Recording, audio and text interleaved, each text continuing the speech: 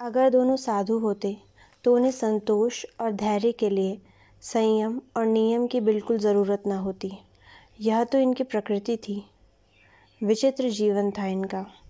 घर में मिट्टी के 2-4 बर्तनों के सिवा कोई संपत्ति न थी।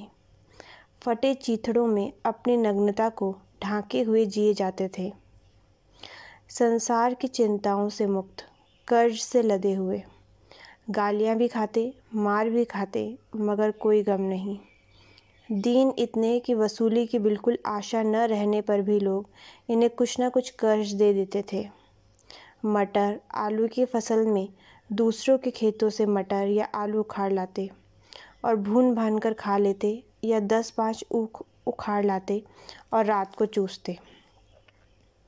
घीसू ने इसी आकाश वृत्ति से 60 साल की उम्र काट दी, और माधव भी सपूत बेटे की तरह बाप ही के पद चिन्हों पर चल रहा था, बल्कि उसका नाम और भी उजागर कर रहा था। इस वक्त भी दोनों अलाव के सामने बैठकर आलू भून रहे थे, जो कि किसी खेत से खोद लाए थे। घीसू की स्त्री का तो बहुत दिन हुए देहांत हो गया था।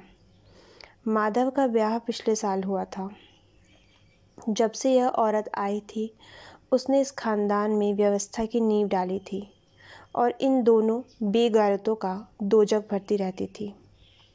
जब वह आई, ये दोनों और भी आराम तलब हो गए थे, बल्कि कुछ अकड़ने भी लगे थे।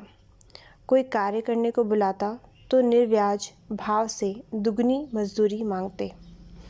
वह औरत आज प्रसव वेदना से मर रही थी, और ये दोनों शायद इसी इंतज़ार में थे कि वह मर जाए तो आराम से सोएं। घीसू ने आलू निकालकर छीलते हुए कहा, जाकर देख तो क्या दशा है इसकी उसकी। चुड़ैल का फिसाद होगा और क्या। यहाँ तो ओझा भी 1 रुपया मांगता है।